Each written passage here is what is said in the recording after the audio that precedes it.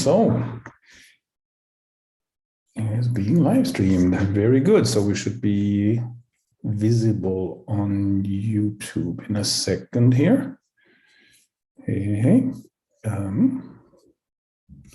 me see who's here. Very good. Yeah, so this is the first one of a series of chats we will have about straightness. So,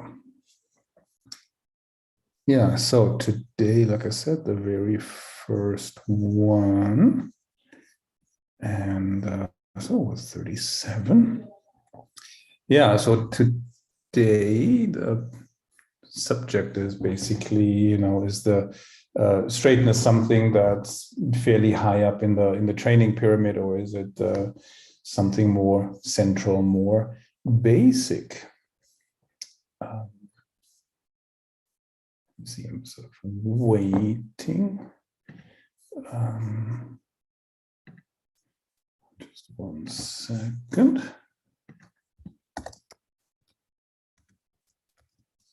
And we can get started.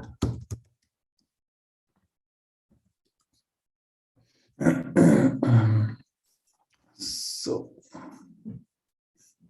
yeah. Okay. Shana will join us in a little bit, and Catherine was also planning on coming, so I kind of want to wait for her to show up. And yeah, so just give it a second.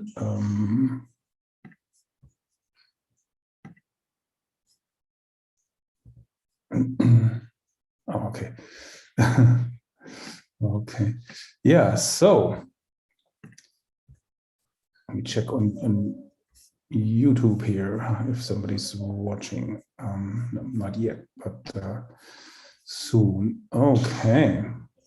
Yeah, so straightness, and I mean, most of you will be familiar with the training pyramid. In the German system, the training pyramid begins with rhythm and tempo, and then you have these elements of relaxation and rein contact, then straightness, impulsion, or impulsion first, I think, and then straightness, and then collection. So straightness is very high up in that system, and unfortunately, a lot of people see it as a bit of a linear progression. So they think they have to work sequentially through these different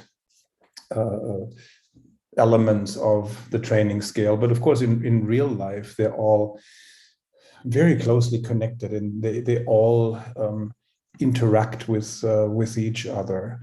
And turns out, if you look at it in biomechanical or functional terms, straightness really influences everything else. It plays an important role in everything else. That's also why we decided to make a separate straightness course, because in every writing issue, training issue that shows up, there's always a straightness element. Usually it's a pretty central element. So when we had to explain straightness over and over, that's why we thought it would be worth just teaching straightness, or about straightness, in a more coherent, more consistent manner, so that we could explain all the details about straightness. So here's Catherine. So yeah. Hi there. Catherine. Thank you. Looking as though I was totally prepared. Yeah, so yeah, we've been in a hurry all day. Shana's been working like crazy to put everything together, and she'll join us later. But yeah, so straightness, right? It was just explaining how in the German training system or training pyramid that probably most people are familiar with, straightness comes pretty late, very high, up at the top, and a lot of people think of it as a sequential ladder sort of system where you start at the bottom, you work your way up. But in real life, things are more complicated, right? They're intricately connected with each other. And it turns out, when you really think about it, that straightness influences everything else. And yeah, so it plays a role in balance, in rhythm, in relaxation, in contact, in throughness and impulsion and collection. If the horse is crooked, you will see problems in all of those other areas. And the more you straighten the horse, the better all the other areas become. So, and we can just briefly touch on those. Straightness is a sub segment of balance, right? When you talk about balance, most people think of the weight distribution between forehand and hindquarters, right? But there is also a lateral balance. And a crooked horse will always lean on one shoulder, which means one side of the body carries more weight than the other side, and the side that carries more weight has to work harder in a sense. So which leads to all kinds of issues in terms of uneven muscle development, soundness, and so on. But we'll talk about straightness and soundness, or crookedness and soundness, in another chat. If the horse is severely crooked, it affects the rhythm. Some horses look like they're lame, actually, because one hind leg takes a shorter stride than the other, so it looks gimpy, but that's in severe cases. So without straightness, you often don't have a good rhythm, so rhythm, and on the other hand, if the horse isn't going in a regular rhythm, you won't be able to balance or straighten the horse very well. So often it's a bit of a chicken and egg situation. They affect each other. Relaxation also depends on straightness, because a crooked horse is unbalanced. Anytime the horse is unbalanced, he gets stiff and has to brace so he doesn't fall down. So in other words, you'll feel that when as you straighten the horse more, he will become more relaxed. The rein contact also will become more even when the horse is straight. A crooked horse will lean on one rein and maybe hide behind the other. Throughness, Durchlässigkeit, permeability are affected by the horse's straightness. The crooked horse will always brace somewhere and won't let the aids go through to certain areas of the body, or overbend in some parts of the body, so the aids will exit through the kink in the spine. And as you straighten, the horse will feel that your aids go through more. Impulsion is affected by straightness or crookedness, because when the horse is straight, both hind legs will step towards the center of gravity, and they will both work the same amount, so to speak, in terms of pushing and carrying, flexing and extending. And on a crooked horse, one hind leg will move next to the body, the other one will move more under the body. And when that happens, the horse cannot develop the full power and the full impulsion, and also the resistance and the bracing that is caused by crookedness will prevent the energy from flowing through the body, which will cut down on impulsion and so on. And finally, collection is only possible if the horse is relatively straight, because again, both hind legs need to step under the body and flex under the body in order to collect, and the horse has to be well connected to the ground and to the weight. So you have to be able to reach the ground through all 4 feet with your weight aids. And that's only possible when the horse is straight and balanced. So you see, it plays a role in everything, right? And sometimes it's this chicken and egg situation. So it's hard to say which comes first or which is more important, because they affect each other. And in a sense, everything that I explained for the horse applies to the rider as well, right?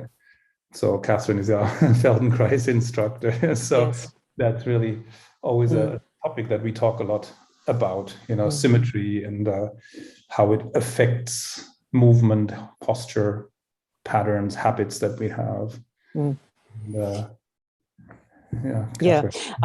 what I found really interesting in your description there, Thomas, about the crookedness and how it shows up in the horse, was in my imagination. I was thinking, well, yes, and you have maybe the hind legs are off the line of the travel, and that means the horse is really committed to falling into one shoulder. But you could say that horse is beautifully organized to go in one direction. Yeah. So everything is conspiring to send the horse to fall out through the left, which is a direction of travel. It just doesn't happen to be the direction of travel that maybe the rider is hoping for. And I mean, we are really similar. So yes, our patterns and our habitual ways of moving and functioning really help us do some things very, very well. For instance, right-handed people, we're very well designed and well organized through our whole self to be able to reach with your right hand and get what you need from the cupboard. And that means you set up a spiral in your chest and your pelvis supports that. And the weight maybe shifts a bit over your supporting leg, your left leg, if you're right-handed. And that's great if all you wanted to do was reach for something in your cupboard. But sometimes we want to do other things. And then, you're still stuck in your habit and you're trying to do something else. And that's kind of what made me think about that when you were talking about the horse. It's not that they can't move and function. It's that they're limited in the directions that they can actually go within the constraints of their habitual ways of moving. So riders are the same, or people. Yeah, exactly. So horses will always tend to move their shoulder in one particular direction. That's easy and natural for them. The other direction, not so much, right? And they tend to move their croup easily in the opposite direction. Yeah, and so one side is always easier, the other one is harder for the horse. That the spine curves easily in one direction, not so easily in the other direction. That has all kinds of repercussions for the bend and movements that you try to ride. They might be easier in one direction, harder in the other. And it's the same for people, right? And we tend to support ourselves more with one foot than the other, or more with one seat bone than the other. And that's exactly the same for the horse. Like the horse supports himself more with one side of the body than the other. And so in a way, it's a lifelong project to work on the asymmetries and try to become functional in both directions, or try to diminish the asymmetries. But we never quite get there, do we? You have to turn your sound on. You never quite get there. I mean, speaking as humans, but you can certainly improve the agility of your non-dominant side and improve the ability of your dominant hand side to be able to support you. So you can definitely feel more even and more equal in your use. And that's, I guess, what we're aiming for. If it was as simple as just putting yourself straight, you look in the mirror and you go, oh, my shoulders are over there, I'll put them over my hips. Oh, the right side of my pelvis back, I'll bring it to join the if it was as simple as doing that, and then off you go straight, well, you and I will probably be out of a job. But as how we move and how we coordinate our movements is basically in the image of movement in the brain. It's not quite as simple as just correcting yourself. We have to learn how to move more optimally. We need to pay attention to what it is that we do habitually, which stops us being able to do what we want. And I think that's very much embedded in your arena exercises and in all your work, Thomas, with the horse. It's a recognition of the horse's patterns and habits. And then how can you develop more optimal ways of moving so the horse is healthier, they feel better, their balance is better, the whole thing is a more pleasant experience, both for them and for us as well. But we have to do the same for ourselves, Just focusing on the horse's straightness, I always think is a bit unfair if you're not paying attention to your own. There's two sides of the same coin, right? The horse and the lion, and then they both influence each other too. The horse can only be as straight as the rider, or as coordinated as the rider, as balanced as the rider, and so on.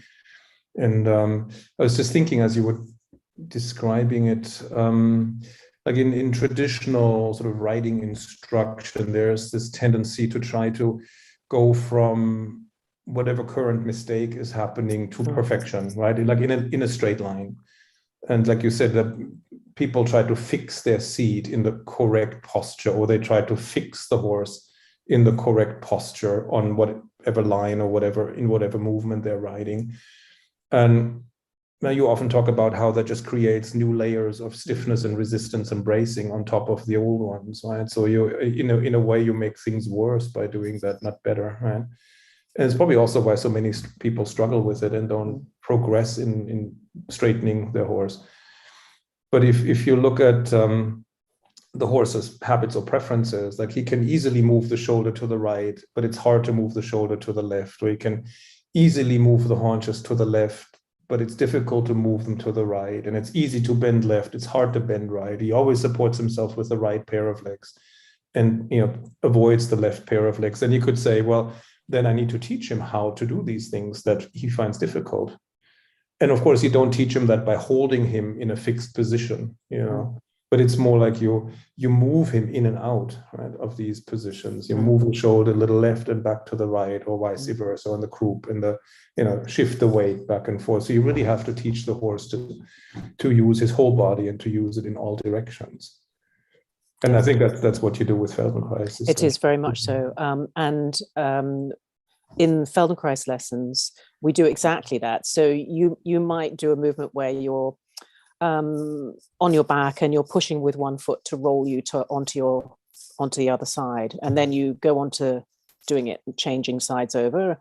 What you the constraints, if you like, that you set in place are in terms of the quality. So you don't make the biggest range of movement that you can. You make a range of movement where you maintain the quality. You slow down so that the quality is good, because when you move fast, you tend to rush over the bits of your coordination which aren't quite good enough, really. So I think it's the same with what you're describing, is that you need to slow down, pay attention. If you're going to do exercises which move the horse's shoulders right and left, you don't do the biggest movement that you can in the hope that that would somehow retrain the muscles to do things better. You look for the quality, you look for the range that the horse can handle without them getting uncomfortable or distressed or falling out of balance. And that's very similar. You know, we're looking for that same thing with the Feldenkrais lessons. And the beauty of it is the more you move like that, a little bit right, a little bit left, always within these constraints of quality, gradually, it's almost like the nervous system itself reorganizes the action to become much, much better, much more effective. And your posture will change automatically from that. And you'll find at the end of that kind of session that you are standing taller. You feel better balanced on both feet, but not once will I have said, now you need to put your weight evenly on both feet. Now you need to stand up tall. And it's the same with the horses, you know, with the lessons I've had with you, you'll suggest I do a pattern and suddenly my horse will lift themselves, you know, they'll change shape completely from the movement, not the other way around. So this is this idea, isn't it, that we talk about often, is that form or your posture, both your horses and the rider's posture, changes through movement rather than the other way around. Yeah, exactly. Yeah, this concept of awareness through movement works for horses too, not just for people. Right? You teach or you improve the horse's body awareness by moving him in certain ways and certain directions. And that reminds me of something we just briefly talked about privately, that you were saying it's more of a neurological thing, because as riders we're sort of trained to notice the horse is hard on this rein, he's bracing here, so we assume these muscles are stiff, right? Yes.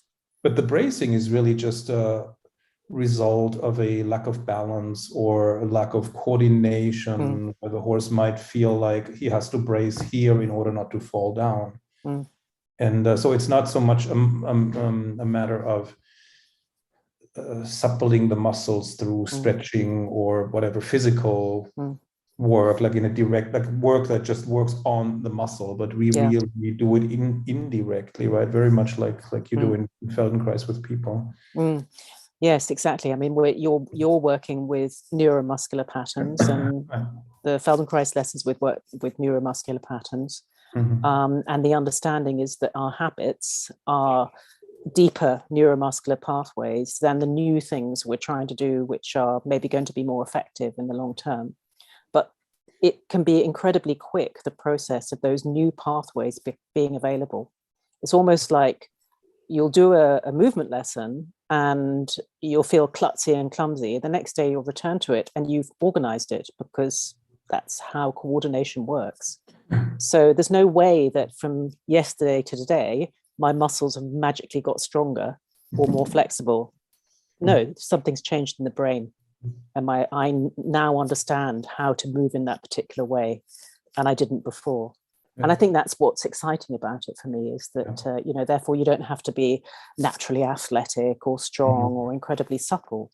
You just need to have the desire and the will to get down and commit yourself to learning, really, to a process of learning. Yeah, and with the horses, you feel the same way that you know, sometimes when you do introduce a new movement, a new exercise, the horse may struggle with it, but the next day they perform much better because they had time to think about it and they integrated the lesson from the day before, and then it flows much better. Or you know, the horse resists initially, and you think maybe, oh, these muscles are really stiff, or he's really stiff in the hips, he's really stiff in the shoulders. But then as he becomes better balanced and better organized, he becomes soft within a really short time frame. Sometimes in 10 minutes, that can be a drastic transformation in the horse. So, and it's unlikely that a really stiff, contracted muscle becomes supple and relaxed and stretched in 10 minutes, right? So that supports that hypothesis that it's really more neurological or mental learning process rather than a physical muscle changing, you know, process. And that's fascinating. It's not something that's widely known in the horse world, I don't think. I think a lot of people still have that more traditional sort of muscular only. But yet they must see when a very talented rider with amazing feel gets on a horse and the horse transforms in seconds or minutes underneath them. So that, you know, that just shows it's not really about training muscles. It's about, you know, black somehow magic. It's black magic, but it isn't. It's just that person understands how to help the horse balance, you know, through their own balance. I think the other thing I wanted to pick up on, Thomas, was what you said about, you know, the horse is trying to balance, feels more secure over one side. And just like horses, our patterns are often as a consequence of things from our past. So that could be injuries, it could be copying our peers at school, it could be you know, the way that our parents or our family walk and move.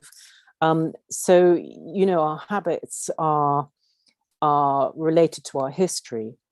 And I think the horses are the same in that, you know, maybe they had an injury in the field and they develop a habit out of a protective, to protect themselves from the pain and the discomfort. And therefore, just to take away a habit and force them into a particular way of moving is not very fair. You have to work with them so that they start to feel that the new way of going is going to feel safer and more secure than their protective and defensive habit. And that's the same for us, you know, which is why with Feldenkrais lessons, we're always looking to move within a range that's pleasurable, comfortable, smooth, looking for these qualities, as I keep saying. It's about quality, not effort. Right. Yeah, injuries always complicate things quite a bit because they then mess with the original crookedness symptoms. You know, they create new protective postures, and maybe then they interfere with the original crookedness. So you have a whole mixture of symptoms that are difficult to sort out. Right? And then sometimes it's difficult to convince the horses to use certain legs because they used to hurt, and then they're convinced that the leg will snap off or will hurt, you know, as soon as they put any weight on it, and then it's very difficult to convince them sometimes to give it a try. Of course, if they do give it a try and they're fine, it doesn't hurt, and they feel more comfortable, then they can be quickly persuaded to do this more often. But the first try is often the hardest, you know, because then they're sometimes so convinced in their own mind that this is not possible, you know, that this will hurt, and then they will do everything they can to avoid using that leg. So, yeah.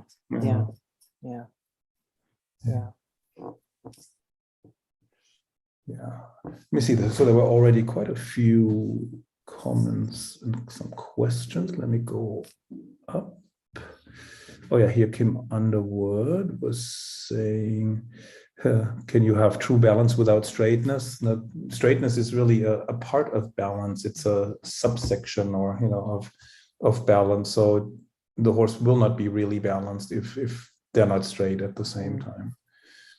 And then she wants to know if that's where the term bridle lame comes from or originates. That's, yeah, when I talked about horses looking lame when they're crooked, yeah, that's basically what bridle lameness refers to. It's a horse that appears lame but is actually sound, so it's not injured and not favoring a leg because the leg is hurting, but it's just a crookedness that leads to uneven stride length, you know, uneven weight distribution between the left and right side. You know, it's funny because I do think you can have balance without straightness. You know, in with respect to if you've had injuries or if you have a disability, you can still find your balance. It will look slightly different to someone who doesn't have those types of injuries or compensations, but you can still be balanced. You can still find a sense of your middle and your center. It's just, it's a little bit away from the ideal, so to speak, but then all of us are away from the ideal. So, you know, I only say that because I think we can get so hung up on, you know, getting straight from an objective point of view. And that really isn't even achievable, is it? To be totally straight is not achievable. To be totally even on both sides. And I think you can still have a sense of balance without being totally straight. And I think you can still have a rhythm without being. Yeah, I mean, not every. I mean, every horse is slightly crooked, right? Not every horse that's slightly crooked is has rhythm impurities. It's just when the straight or the crookedness exceeds a certain limit, then you will see maybe it that's in the rhythm. Yes. And some horses are more susceptible than others. They're more sensitive to these muscle tensions or the crookedness. I mean, some horses, for example, if they're just a centimeter, you know, out of alignment, they invert. You know, either they curl up or they go above the bit and the back is dropped. And then when you have them really, really straight, they become round. You know, so there can be such small degrees that you don't even feel the crookedness. You just see and feel the effect. You know, and once you straighten the horse, they start lifting the back and the head and neck go into the right place just because now the horse is balanced, right? So there are different degrees of susceptibility. And I mean, balance, there's always this strictly physical definition of balance. You know, as long as you don't fall over, you're in balance. If you talk strictly about absolutely physics, you know, right? I mean, I've seen people with you know, physical limitations who are better balanced than people without. And Kim actually has come on and said, so a functional straightness is what you mean. Yes, I think that's right. It's quite a good way of describing it, isn't it? Is that exactly? And then, you know, equestrian balance is slightly different. It's makes higher demands than strictly physical balance. But in equestrian balance or in dressage, when we talk about a balanced horse, then we're really at a state of equilibrium where we can move equally easily in all directions. Without major effort. So that's our, you know, definition of balance as riders, as dressage riders. You know, so that's sometimes I think necessary also maybe to explain or to. Yes, exactly. And that, you know, not all horses and not all humans are created equal in their capacity to reach that. I think it's but we can all improve, and we can all find a way that feels more balanced. That for me, that's the point, isn't it? And I think the difficulty is when, you know, if your thing is dressage, as an example, and it becomes so important to you to achieve particular movements, but you are not in a balance to be able to really do them with a good quality, then you've got a problem, I think, because it's, you have to be realistic about your capacities, and at the same time know that you can get to more than you could imagine or dream of. It's an interesting paradox, really. Yeah. Mm. Yeah, Yvonne saying Dieter Mahlstedt had the German Ausbildungsskala organized in a circle like the Chinese element system. Yeah, I did that in my first book too, with spokes like a wheel. I thought everything is, or it's in a way it's actually should be three-dimensional, like a ball, where each point on that ball is connected to all other points. Just difficult to draw 3D. Let's see, Ricky says, my Feldenkrais lesson this morning helped me a lot in my seat today. Had a lovely trail ride and could play with all fours, grounding and the bending of the rib cage. My relaxation and breathing while asking for the exercise has improved a lot. That's great. And Melissa Smith says, as a teenager, I played lacrosse. We only were expected to use our dominant hand to maneuver the lacrosse stick to throw and catch. This generation of players are expected to use both hands. That just comes from use and repetition of using the non-dominant hand. Sounds like we have to retrain our horses to use both sides in the same way. And ourselves too. Yes, exactly. Of course, we tend to be stronger with one leg than the other, or more coordinated and more sensitive with one hand than the other. Often one hand is a little rigid and tends to hold, and the other is more flexible. Right? And of course, if we hold with one hand, the horse will brace against that rein, and so he'll develop a stiffness around that or against that. Or if we clamp our leg on one side, the horse will probably push his rib cage out against the leg and brace the rib cage against that leg. So it always then comes back to the rider, developing equal feel really in both arms and legs, or the same kind of sensitivity and flexibility maybe. Yes, I mean, I like to think that I'm fairly ambidextrous because I've done a lot of work to, reorganize myself to be able to move more equally. But when I broke my shoulder of my dominant arm in the summer, oh my goodness. Well, I really found out I wasn't ambidextrous at all.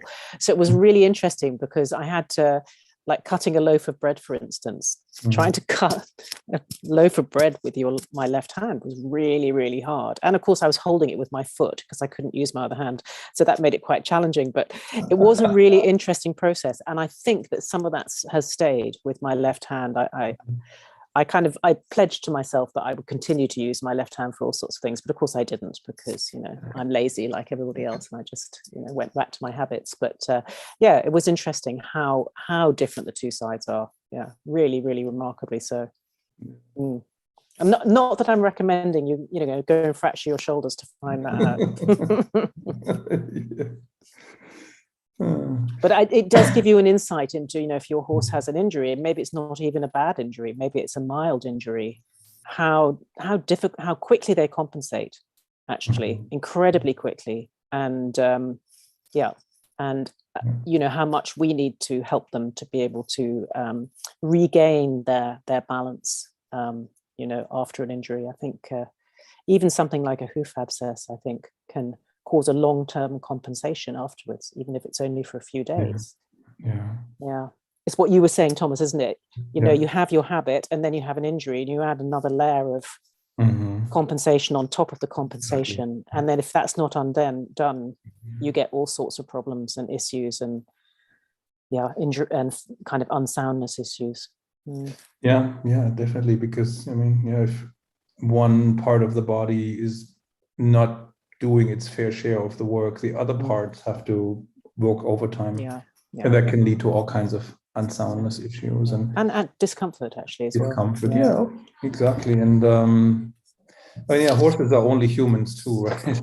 So it's the same for us when we get injured, we develop protective postures and we don't go back to the way we were just because the injury has healed, but these protective postures either remain completely, or at least they have a lingering effect, and they have to be trained out of us again, or retrain. We have to retrain ourselves. We have to retrain the horse to use the formerly injured body part, more to the normal extent. So healthy movement becomes possible. Ultimately, that's really the priority, isn't it? Yeah, it is. Healthy movement. Maybe that's a great way to put it, isn't it? Is that, healthy straightness, healthy movement, healthy and functional. Yeah, exactly. That's in the background, in a sense. Crookedness will cause unnecessary wear and tear. It will, in the long run, damage certain joints and tendons and so on.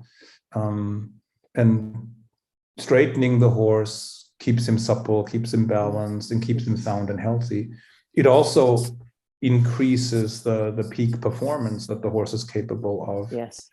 Because it makes movement more efficient and less energy consuming. Like a jumping horse can jump higher when he's straight, functionally straight. And if he's crooked, he'll knock down the fences much sooner and land harder, and maybe always land on the same front leg, and eventually that breaks down, that sort of thing. And in dressage, it's the same thing. A horse that's very crooked may never learn clean flying changes, so he may never really move beyond medium level, or third level in the US, and with mediocre results, because the changes are hit and miss in one direction. Whereas if he's straight, he can move up the levels and do tempo changes, and then changes become reliably clean, and so on. Yes, I think that's a great way of putting it. And then, it's less that we're kind of heading for some sort of impossible ideal, but more that we tap into some unrealized potential. Right. Exactly. And that makes, for me, that's a very hopeful way to look at the work. Yeah, exactly. Straightening enables horse and rider to fulfill their potential. It's also a way of looking at it. You get farther, you higher up the levels if you're straight, or if the horse is straight. That's a good point. And you get there while staying sound. Yeah.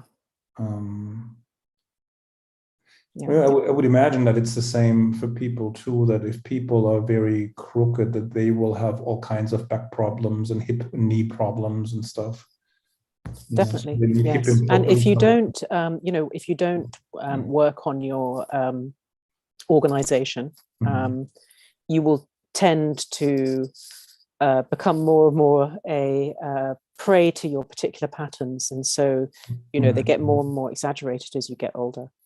And then they feel like they're more and more part of you, and it seems impossible that you could ever move in a different way. But if you, like with in Feldenkrais, it's a sort of regular practice for me, and I think for people who who love it, it's a practice that people do daily or at least very regularly. It makes an incredible difference to your capacity to keep on functioning as you want to, even as you get older. And Feldenkrais himself was, very interested in that. He was interested in gerontology and how to be able to continue to move as well as you humanly can for as long as possible. But certainly you can't just do it with one session and then be sorted. Thomas, my battery's about to go dead, so I'm going to go and get my charger. I'll be back. Okay. Yeah, so I'll answer a couple more questions. Kim Costner says, by quality of movement, you don't mean perfect, but what the horse is capable of at this point in training. Is that correct? Yes, absolutely. I mean, there is no such thing as perfection anyway. I mean, there's always something that can be improved. There's always something that's not 100% right. But yeah, we want the best quality movement that the horse is capable of at the moment, on this day, in this stage of training, and the way he's feeling on this particular day. So yeah, we try to help him be the best he can be, and so there's this, then the element of, I want him to be the best he can be today, whatever that is, right?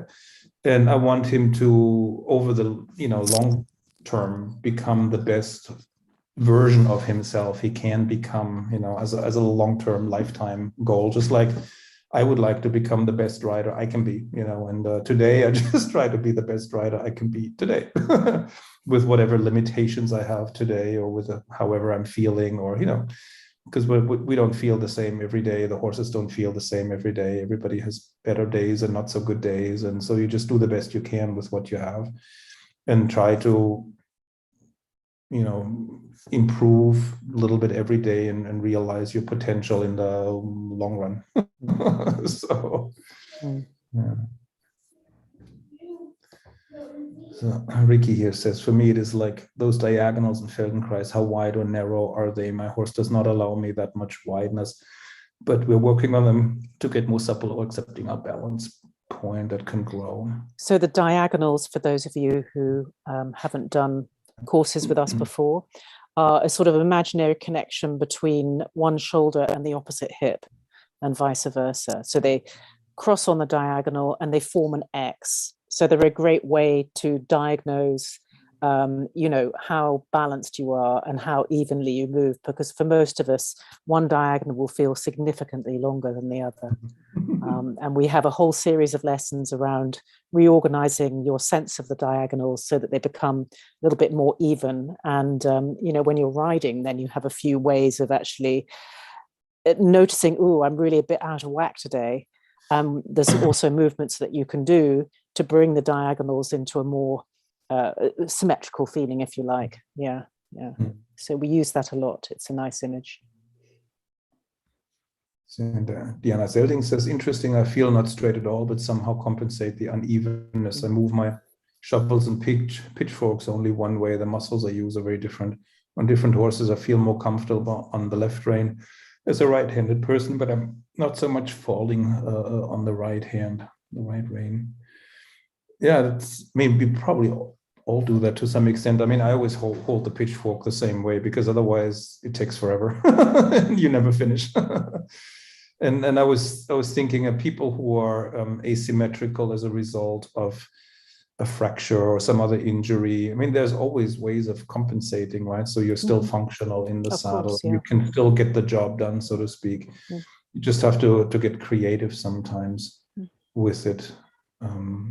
Well, people who, if you have a scoliosis, for instance, you can still find a way to be balanced evenly over both legs. So maybe your pelvis is a bit one way and your chest is a bit the other way and your head's a bit the other way.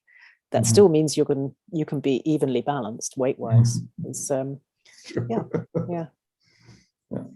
And in some of our courses, we had discussions about amputees, because they have more weight on one side of the body than the other, but they still are able to ride effectively. They find ways of compensating, for that uneven weight distribution. And Kim Underwood says, oh dear, this discussion is making me realize just how many complicating layers Indy and I both have, and how it must affect my riding and her way of going, and vice versa. It's the same for all of us, I think. Yeah, it is. And the great thing is when you develop awareness of that, Kim, is that that's the first step to being able to do something different. So Indy will thank you for it, I'm sure. Yeah. Yeah, here Maggie. Gregory says, at the trot, for example, my feel on the reins seems even, but I know the right rein is shorter than the left. Could this be because my horse is crooked, or maybe I'm crooked, or both? The feel is not really even, or should I not rely on rein length to determine whether or not I'm even? It's a good question. Feel on the reins is even, yeah, but so then the neck, there's a curve in the neck probably, right? The right rein shorter, so it sounds like the horse is maybe hollow right. So in order to get the same feel, you're shortening the right rein, but then as you're shortening the right rein, it could happen that the horse pushes the shoulder to the left. That's a very common thing. And if you try to create a similar feeling in both reins by shortening the rein on the side where the horse isn't stepping into the rein as much, then you're perpetuating the crookedness, or you might even be making it worse. I mean, I did that, so I know how that feels. And I eventually realized that it's better if I have almost no contact on that side, on the hollow side where the horse is concave, and I use the rein of the convex or stiffer side to move the shoulder a little more towards the side where he doesn't want to step into the rein, and then eventually he will fill that rein. So you create an even feel in both reins by moving the shoulder a little bit towards the side where your rein is shorter, and you may have to keep that rein almost a little loose, so you feel nothing in that rein, and once the shoulder moves into that towards that side and the horse steps into that rein, then he fills it and he becomes lighter on the other side at the same time. And I think that really goes to the heart of everything that you teach about straightness, isn't it? Is that, in a sense, what you're experiencing, Maggie, is the symptom. And Thomas's solution is to look back from the neck into the body of your horse and to feel what's going on there. And when, you described it so well, when you do that, then the neck will straighten, because the neck is just a consequence of everything that's happening behind. If I say, I've dropped my right ear to my shoulder, I walk around all day like this. If I just try to do that with my head, it feels really tight down the right side of my neck. But if I move my shoulders to bring them more over my pelvis, suddenly my head is straight. And that's pretty much what you're talking about, isn't it? Yeah. Okay, let me see. So there were more questions, but Shana wanted me to post the link because we are starting our straightness course again. Let me see if Shana did. Here a link for our course. I just have to adjust this to everyone so you can see it. Yeah, here. So and Shana wanted me to let you know that we have lots of bonuses. So if you're interested in the straightness course, and every day one will drop off. And today, I think the 1 year membership for our Ritterize group is the biggest bonus, and that will end tonight at midnight. I think it's midnight our time. So just so if you're interested, you can click on the link and read the description of the course before we run out of time. There was a question in the Q&A, Thomas, which I think is sort of, Sue Clark asks, will you be giving us certain exercises to improve straightness? I don't know whether she's asking that in terms of this series that we're doing now. Yeah, I think in this series we'll select one exercise. I think that's the plan. But in the course there are lots of exercises. Exactly. Diagnosing the crookedness of the horse and improving the straightness, and so there's lots and lots of exercises. And there are some Feldenkrais lessons. Yes, there's one Feldenkrais lesson for every module. Yeah, exactly. And I think actually, if you go into the link that Thomas has just posted, Sue, you'll get a really good description of what's in the straightness course. It's a fantastic course. It's really, really good. And the straightness course is the course that pulled me into Thomas and Shana.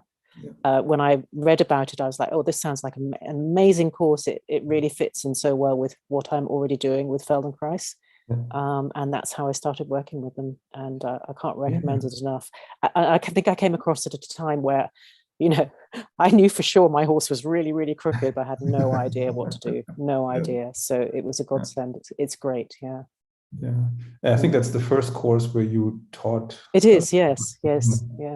Because you can't address just the horse's crookedness, without addressing the rider's crookedness. So we thought we have to do something for rider symmetry or rider straightness too. And then the Feldenkrais proved to be perfect. yes, absolutely. Really it fitted in so well. So yeah. So it's 34 weeks. I think Kim Underwood was asking how many weeks. It's 34 weeks. So we reworked it again a little bit.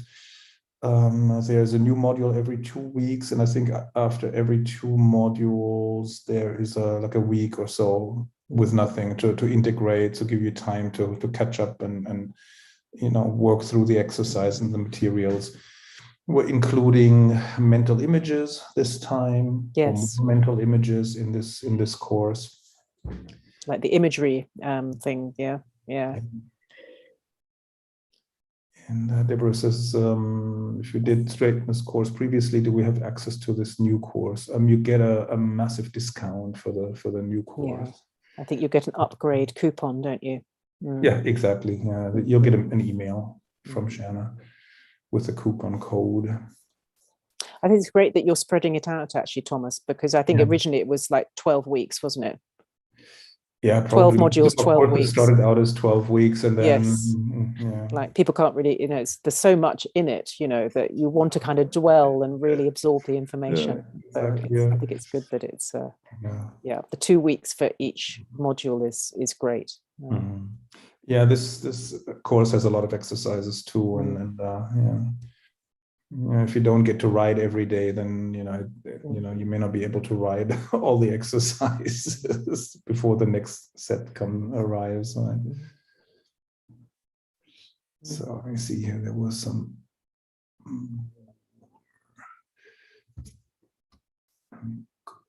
up again.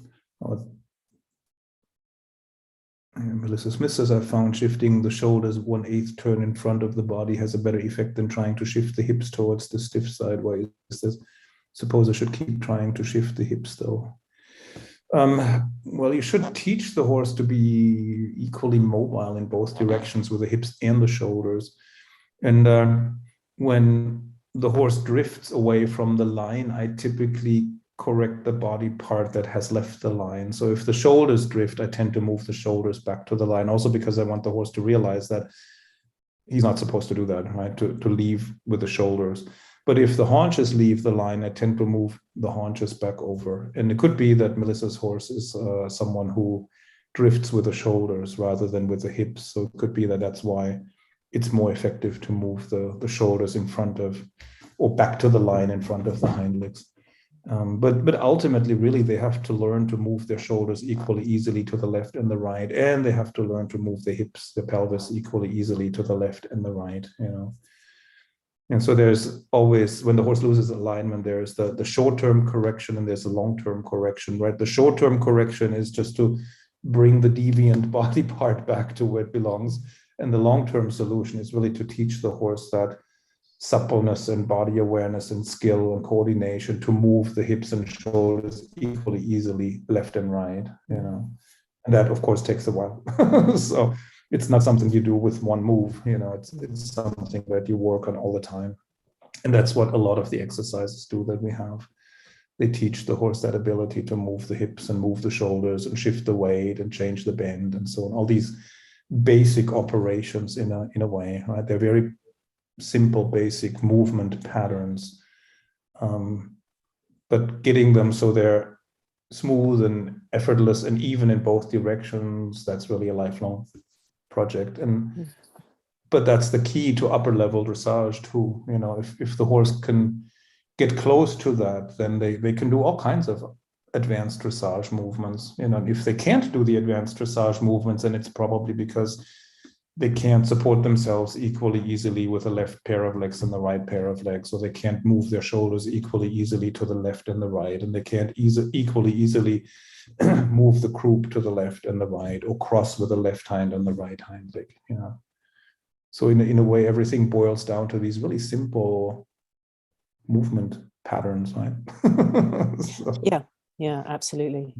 They're simple movement patterns, but very revealing. In their simplicity, everything is revealed, isn't it? Or exposed, depending on how you look at it. Exactly. First, it's like, oh, okay. And there's always a diagnostic aspect to each exercise and to each Feldenkrais lesson too, right? Definitely. You discover very quickly what's easy, what's hard, what you can feel, what you don't feel, or which body part you don't feel, right? We talk about the black holes in our body that we don't feel. But once you realize where there's a deficit, you can work on it. As long as you don't know what the deficit is, there's nothing you can do. Good news and bad news. Indeed. Christian Gunderman is an interesting question. I was always taught that you never adjust the haunches to the shoulder, always the other way around. But Thomas, as you just said, that if the haunches drift off, you adjust the haunches. This is interesting. Yeah, I know there's a school of thought that thinks it's absolutely wrong to adjust the haunches. But, I always think of it in practical terms, that if the haunches drift away from the line, then you move the shoulders in front of the haunches. Now your horse is straight, but he's no longer on the line of travel, right? So then you have to somehow backtrack to your line of travel, and it's simpler if you just move the haunches back. Then in one move you're back where you belong, right? And I suspect that the horses learn more if you move the deviant body part, right? If you move that body part that has left the line of travel, then the horse eventually, by a repetition, understands, oh, I'm not supposed to move the haunches over there. So I think that works more directly on the understanding of the horse. And then they maintain straightness better on their own. Because, in a way, that's also what we want the horse to learn, that they, once I tell them I want to ride on this line and this gait and this tempo and this stride length, then the horse should be able to continue without me constantly having to hold him there, right? I want him to be able to work somewhat independently too, until I tell him now change something, Yeah, and I mean, I don't know if this is relevant, Christian, but if I'm working with someone who, for instance, has problems with their shoulders, I might address that by working with their feet and their lower legs. I don't always go straight, to the shoulders. It's, the patterns are or a problem is embedded in the whole pattern of movement, not just in one place. And so I would imagine what you were saying there, Thomas, is that when you address the haunches in that moment, you bring some awareness and attention to that part of the horse that maybe they're not as aware of as they could be. So even in that, bringing attention can change things. Yeah. There's loads of questions. You're never going to have time to answer them all. Yeah, we have 2 more minutes because I have to do this in German too. So Karen says, thank you for breaking the dogma of only moving the shoulders. And I mean, you're welcome, of course, to experiment with either way. That's maybe even the best way to go about it. Do the one version, do the opposite version, and then compare what's the better result. What makes the horse feel better, or what teaches the horse more. So So I mean, you're not breaking the horse either way, right? You're not going to hurt the horse either way, but you may find that one approach teaches the horse more, or is more effective, or leads to a longer lasting result than the other. There are lots more questions, but you're going to be doing this again, aren't you? So yeah, you'll have a chance to ask. There was one from Michelle King about hot seats, but whether this course has got hot seats, but I think you know about that. This one doesn't it? Yeah, exactly. not this time. Yeah. But presumably people can post their videos in there. Yeah, of course you can always post videos in the Facebook group, and then we'll discuss them there. Exactly. So it'll be more of a so you definitely get a team approach. Yeah, exactly. Let me see, there was lots of people have taken the course and are saying how much they liked it, how much it helped. That's really wonderful. Thank you. There was, let me see, Diana Selding had another question about feet. Here, some or most horses have also unequal hooves. She says, I guess the best results are a combination of great body work and fitting the trimming process into crooked hooves will not help in straightness training. Do you have any experience with this? Actually, straightening the horse improves the symmetry of the feet. And of course, I mean, you need competent hoof care, that supports it. But when you straighten the horse, your farrier or your hoof worker will comment eventually on how much better the hooves are growing and how much more even they are becoming. Just like the saddle fitter will comment on how much more evenly the musculature develops across the back and the shoulders, and then back muscles will grow, then your saddle won't fit. Then you have to have the saddle made wider, or you have to buy a new saddle if the horse really explodes. So you'll see all kinds of differences in the horse as you're straightening your horse. So in all areas, if you have chiropractors or osteopaths work on your horse, they will comment on how they have to do less and less every time they visit, how the horse is just maintaining the adjustments better and better. So there's all kinds of benefits, in that. Okay, but unfortunately, we have to go. Time's up. We have to go. So, but I think tomorrow is already in the next one. Shana will notify everybody. And I think I'll be back again on Tuesday. So okay, great. A very specific one for humans as well as horses. Excellent. Yeah, good. Thank you, Catherine.